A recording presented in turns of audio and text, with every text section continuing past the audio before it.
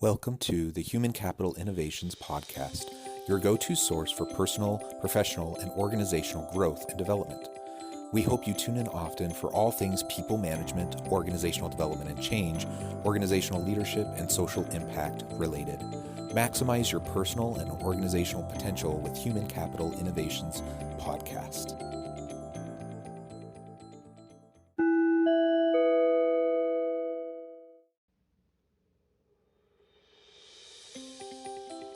Welcome to the Human Capital Innovations Podcast. In this HCI podcast episode, I talk with Kate Steen about improving employee retention by showing concern for employee safety and well-being.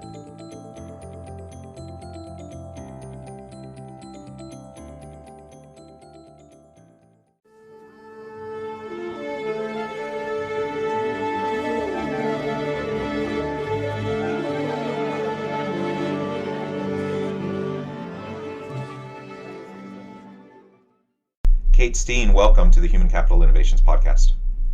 Thank you so much, John. It's a pleasure to be here. Yeah, I'm excited to talk with you today. We're going to be focusing on a topic that has a lot of relevance in a time of COVID, a time of emergencies and crisis. We're going to be focusing on improving employee retention and other employee outcomes by showing concern for employees' safety and well-being. We need to make sure that we're providing adequate training so that employees know how to respond to emergencies. We need to know how to help them create safer workspaces. And of course, that applies to situations like COVID, where we have health challenges, but it also has to do with workplace safety issues and crises that can emerge. So those are the things we'll be exploring together today. As we get started, I wanted to share Kate's bio with everybody. Kate Steen is founder of Make It Happen Preparedness Services, which helps leaders of mid-market businesses and organizations build resilience through customized emergency preparedness training and planning.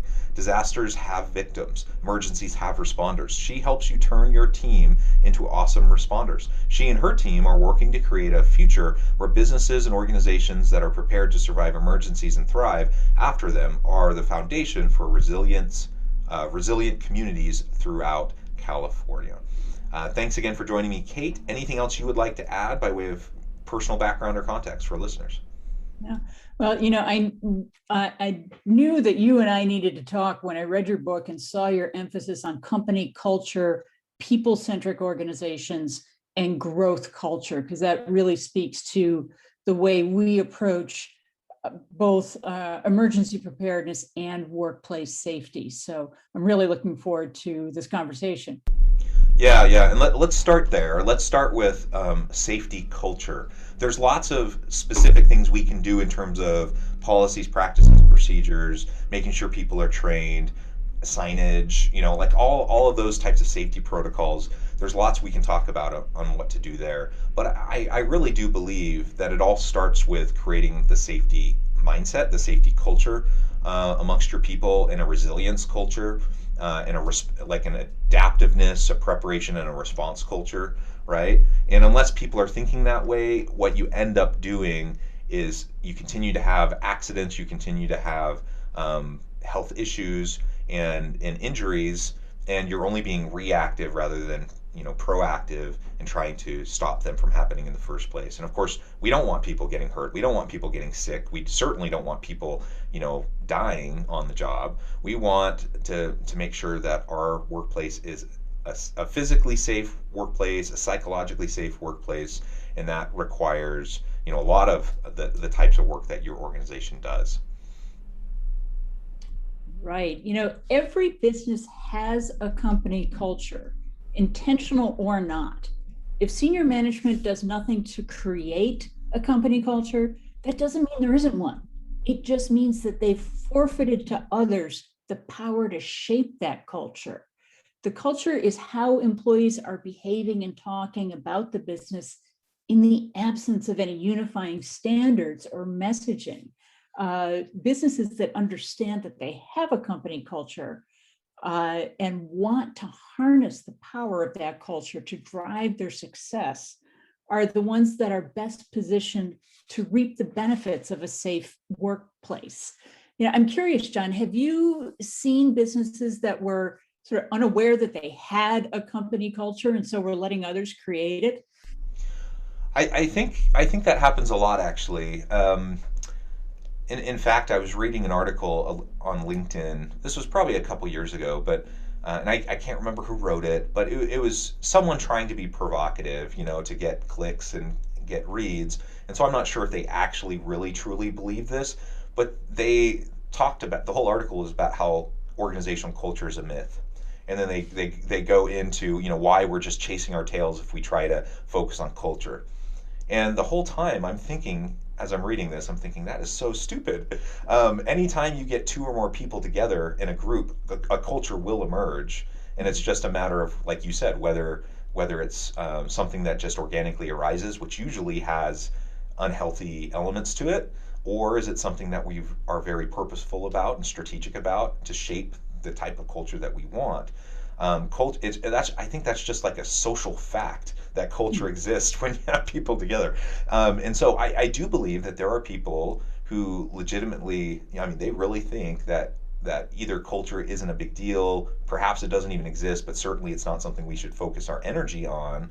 And typically, those are the organizations that have the most unhealthy cultures, where there's lots of exploitation, lots of abuses, kind of a dog eat dog, hyper competitive kind of environment, and that's a culture.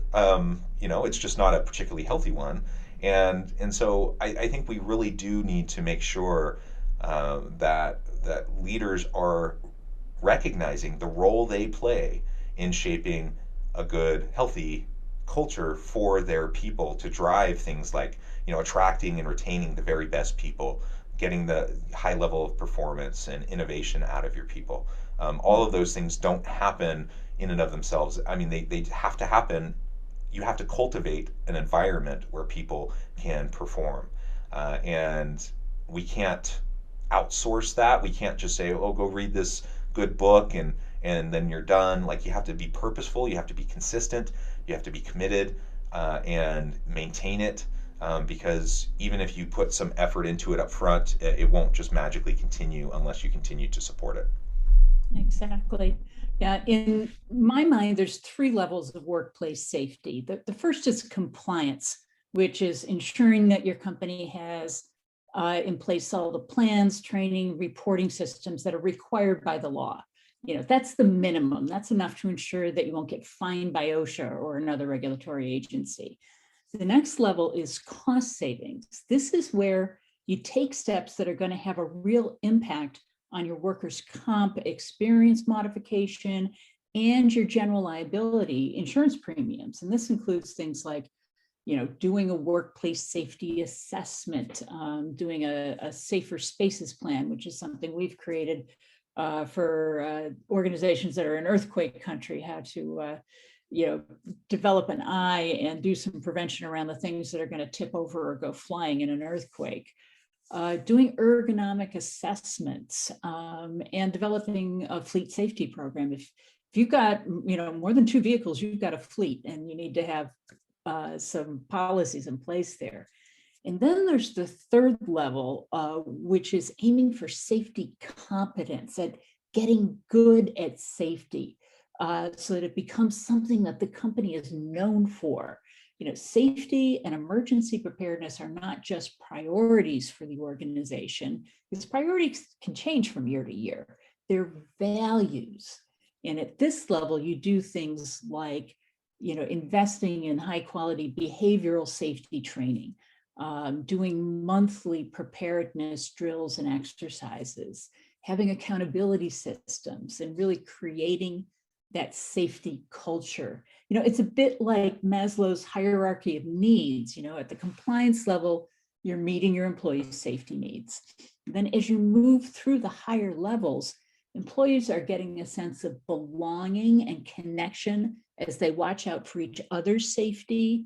And then as they see their employer taking positive steps to keep them safe, it develops a sense of respect, self-esteem, status, recognition. And then when safety becomes a core organizational value, employees are motivated to become outstanding at safety. And that's where you're getting into a really great company culture, and that's where you start seeing the benefits like employee retention. Most organizations these days are having a horrendous time bringing back staff, finding people to work with them, and there's a real high priority on hanging on to the ones that you have.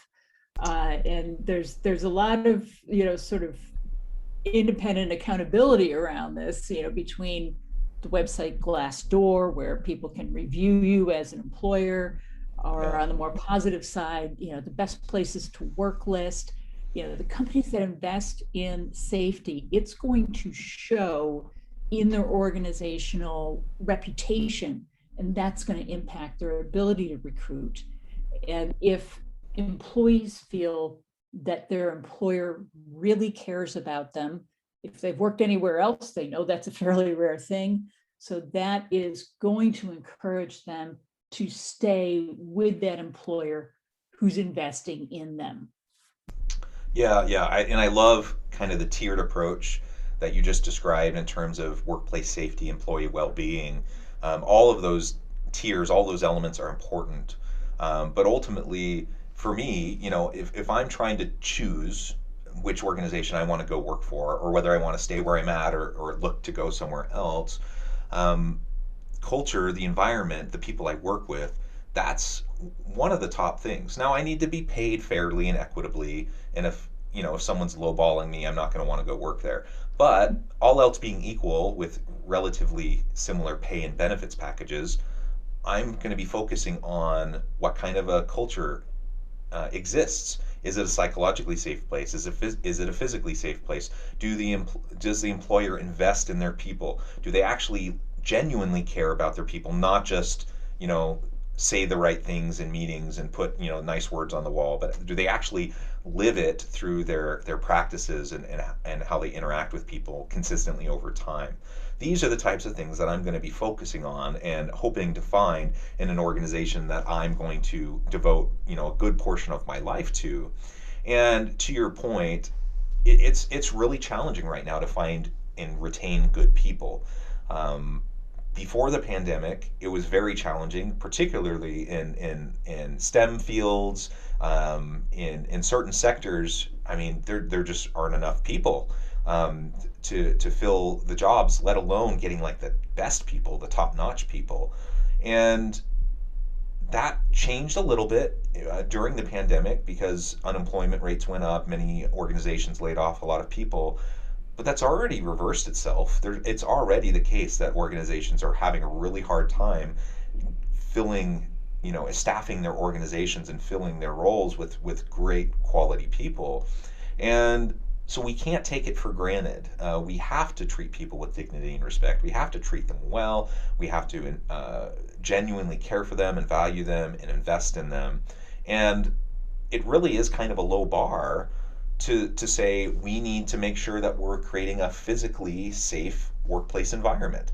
I was doing work with a big national, well, really a big international corporation, but very huge in the U.S. They have a factory near where I live, so I was doing some work with the factory, and they have not a great safety record, and they were a little bit befuddled by it. They put in place a bunch of policies and practices and self checks and kind of all the typical things you would expect to see on a factory floor, OSHA compliance and everything. And yet the problems kept persisting. Like they kept on having accidents, and not minor accidents, like really bad accidents. And of course, that's a really horrible thing for an organization because there's all the expense, involved, litigation, all that kind of stuff that's involved when accidents occur, higher rates for coverage, and all that sort of stuff that impacts the bottom line. But on the human side, you have people getting hurt, and you have a really hard time. Nobody. We don't live like in the early days of the Industrial Revolution where people just feel like that's the way it has to be. Like people expect to be safe, and so then they're seeing people leaving, and they're having a hard time keeping good people, and it becomes a spiral, and they're wondering why is this happening? Because they were saying the right things, they had policies in place, But when you zoomed in a little bit, what I saw is that they were undermining themselves, um, in how they were approaching, and the type of culture that they were establishing. They did not have a safety culture. They had a do whatever it takes at all costs, cut corners culture. And Mhm. that is not particularly compatible with workplace safety in a environment like a factory, right? You really have to take it very seriously, and you have to expect and demand compliance. You have to expect and demand accountability from the senior leadership all the way down to line workers, right, on the factory floor.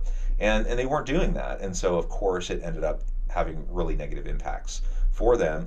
Thankfully, over time, they had some leadership changes. They were able to see, um, the problems. They were better able to understand how maybe being faster and more quote unquote efficient wasn't actually helpful if they have to throw out batches of product due to problems that occurred, and they have higher premiums, and they have fines and settlements and all that kind of stuff. They started to realize that, and they were able to right the ship. But it shouldn't take many injuries to get to that point. Exactly.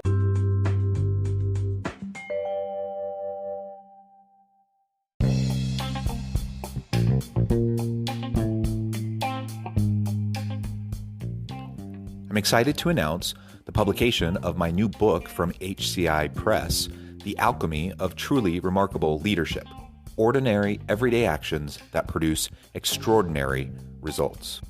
Consider how the nature of work has shifted over the past 50 years. With increased globalization, rapid technological advancement, and the shift in economic composition, the average job of today looks very different than the average job of 50 years ago. What will the jobs and organizations of tomorrow look like? Moreover, what does this all mean for organizational leaders?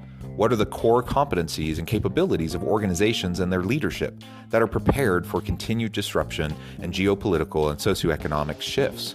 Regardless of what the future holds, increasingly, leaders need to be socially minded, data-driven, decisive, champions of talent, and disruptors of the traditional notions of leadership, teams, organizations, and work.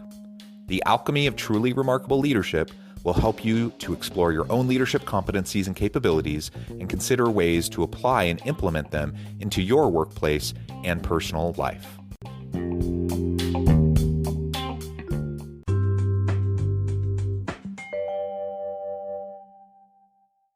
Exactly. How motivated the day after someone's been seriously hurt, how motivated are all the other employees going to be to really give their all? You can get, in terms of productivity, you can get so much more out of employees who are motivated because they feel like their employer has their back than you will out of unmotivated employees who don't feel safe, who are just under pressure to move faster. And you listed all of the costs that come with not paying attention to safety. The possibility of being fined by OSHA. On the one hand, the chances of you're getting just a random general inspection from OSHA are, I actually figured this out, it's seriously lower than your chances of getting struck by lightning. However, 65% of OSHA inspections come from employee complaints. So if you've got discontent employees or people who are observing lack of safety that's not being addressed, you're much more likely to get a visit from OSHA and get dinged for every single plan you don't have in place, and possibly more serious Yeah, for violations. and it piles up really fast, right? Oh yeah, Once they yeah. do show up, you better have your ducks in a row. So, and yeah, when those accidents happen, or when people self-report or file a complaint, that's the trigger that will unleash the regulatory agencies, and it can. I mean, that alone can be disruptive to business processes and everything. Not to mention all the fines and everything. So, I mean, it's just so much better to just be proactive, do what you're supposed to do, treat your people well, take care of them, make sure they're safe, and then you don't have to worry about any of that stuff. Oh yeah, I used to be an attorney and I've been an employer. And if you want something to kill productivity, try a lawsuit. Yeah, yeah, absolutely. So we've already kind of referred to several of the different pieces that can contribute or hinder the ability to attract and retain really great people.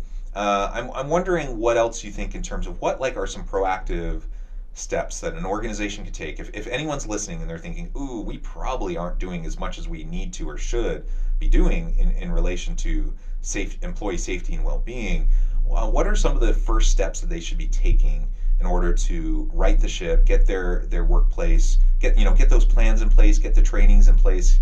What are those first steps that they should be doing that you would recommend to any client that you work with? Well, I am based in California, where we have some very high standards for employer safety that are beyond what OSHA requires. But first of all, just find out what's required. Get those plans in place. It's not difficult. Training is essential, and it's got to be high quality training, or employees are just going to be tuning it out. You have to really invest in whatever you do, doing it at a quality level. Can I just on that point, because I agree, and I do a lot of work in the training and development space, adult learning and such, and it's so true. I mean, it's hard to capture people's attention in the first place, but you have a crappy training, whether it's a face-to-face training where people are just zoning out, or even like just recently, at my university, we had to every year we have our sexual harassment Title IX trainings, we have our cybersecurity trainings, we have this slew of online trainings that we have to do every year, and that, of course, that's important. We need to do it, and they're decent. They're definitely better than they were even 5 years ago.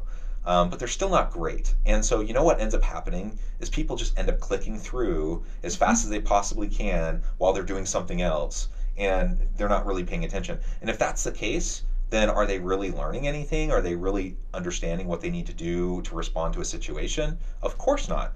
They're just checking a box for the organization so the organization can say we did training. And that's really about all that's happening if the training's not well done. Yeah, one of my colleagues says that in order to capture an audience for safety training within the first 7 minutes, you have to tell them something they have never heard before. I would say in the first 7 seconds, you need to do that. You need to, early on, capture their attention and say, oh, I could really learn some stuff here. That's what I would say for online training. In-person training, the key there is just have them interacting constantly, getting them up out of their seats, physically doing things that are really going to, you're not just conveying the material, but you're building new neural pathways, and that happens best through physical interaction and sort of, testing and quizzing that has to do with what happens in their particular work site. I am not a fan of any kind of off-the-shelf canned training, because if an employee doesn't feel it's relevant to them, they're going to turn it off. And that's why we customize what we do to every employer, and the scenarios and the trainings are built around their workplace and their company culture and their what exactly the product or service they provide is, and even getting down to using very localized details. So the hazardous waste spill has happened on Highway 101 near the Steel Lane exit. So that's why so this is something that could happen here. Yeah, yeah. Very good, very good. Well, Kate, it has been a real pleasure talking with you. I notice we're getting close to the end of our time together, and I want to be respectful of your time. But before we close, I wanted to give you a chance to share with listeners how they can get connected with you, find out more about your business, and then give us the final word on the topic for today. Okay.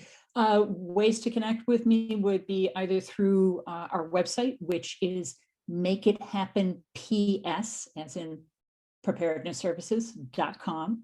And I'm always happy to hear from people through LinkedIn. That's the social media that I pretty much exclusively use, and post safety content there all the time. Last word on safety. I think maybe I'd talk a bit about, especially for preparedness, it can bring up a lot of fear when you talk about emergencies and disasters. I say building competence instills confidence. The more you prepare, the more you feel like you have things under control. That fear gives way to confidence. And that's why we emphasize, rather than how scary an emergency would be, what being prepared looks like. Yeah, I love it. Well, thank you, Kate. It has been a real pleasure. I encourage listeners to reach out, to get connected, find out more about what she and her organization could do for you. And as always, I hope everyone can stay healthy and safe, that you can find meaning and purpose at work each and every day. And I hope you have a great week.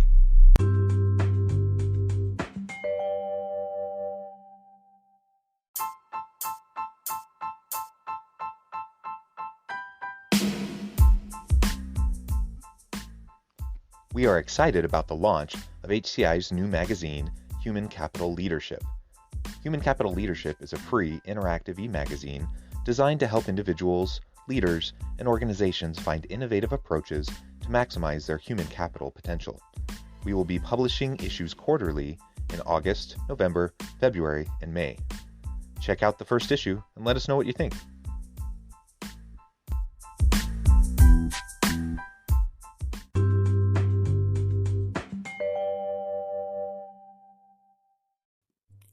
Thanks again for joining us for this episode of the Human Capital Innovations Podcast. I hope you stay healthy and safe and that you have a great week.